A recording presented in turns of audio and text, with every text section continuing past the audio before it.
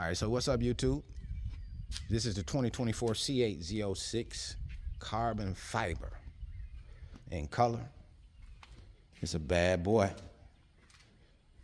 I've had this car now for about 5 months, coming up on 6 months in May.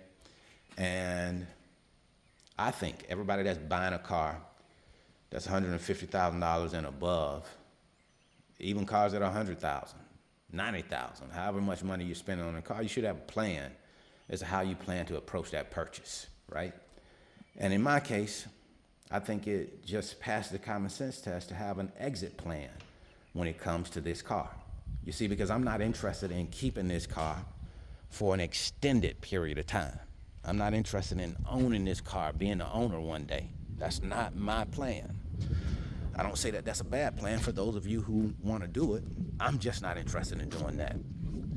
So I'm more of a person that wants to own a C8 ZO6 for a very short period of time, enjoy it, and then I give it to somebody else and let them enjoy it, or sell it to somebody else and let them enjoy it, right?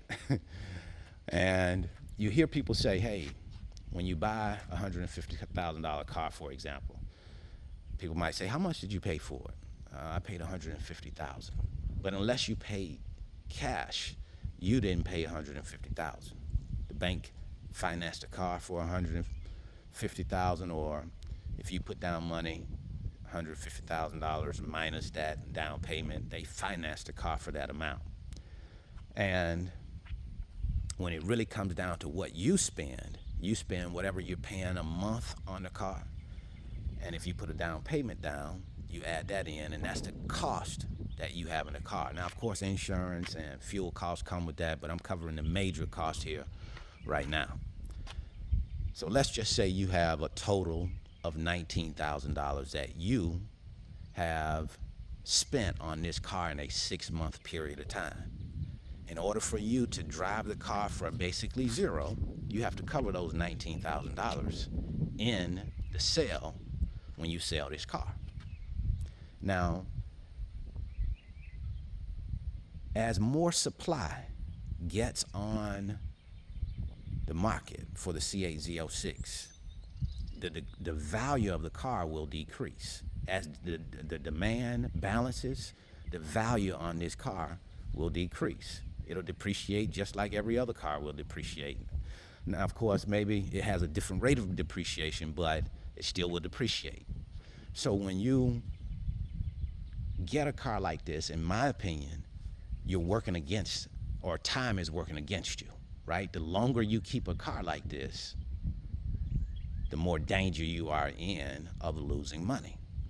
And I don't want to lose money on a car. I want to get this type of car, have it for a period of time, and then sell it while the demand is still high, while the supply is not as saturated, right? So time works against you. GM makes it so that you have to keep this car for 6 months. So every month after that 6 month that you keep the car, to me, puts you in greater and greater danger of losing money on the car. So you have to decide, what's your plan? How do you plan to operate? Now here's another thing. When it comes down to financing these types of cars, I hear people say sometimes that, oh, if you finance the car, then you can't afford it. I don't think that's true. I think that's a very narrow way of seeing finance, right? Those structures are out there. You have different financial vehicles that you can use to own a car, and some people, will use those vehicles. Doesn't mean that they can't afford a car. It just means that they're using a vehicle that is afforded to them.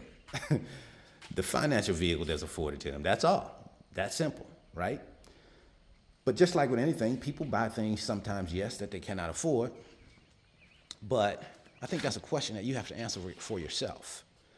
How does this car affect your finances overall? Does it stop you from making certain investments that you would otherwise be making if you weren't paying for this car? Or is this money that you had designated for this car? It's a different way of affording things for different people, right? So you just have to decide what structure is best for you. And don't let anybody fool you with this idea that if you finance it, you can't afford it. Because the truth is, most people that you see with these cars, finance them. Most of the cars that you see are financed. People aren't going out, at least most people aren't going out and paying cash for these cars, right? So just depends on what you want to do.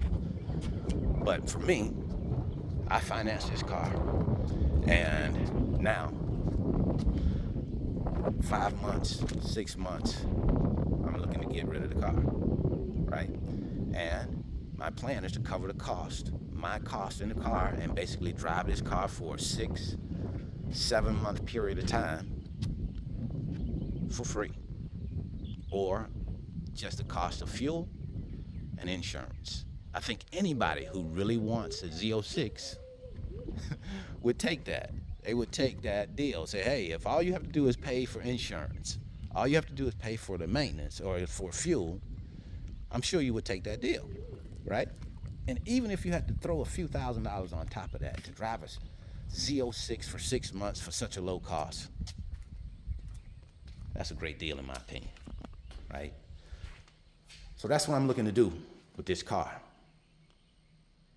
And again, I just think that it makes good common sense to have a strategy when you're purchasing this type of car. Just my 2 cents. Have a great day. Have a great rest of your week.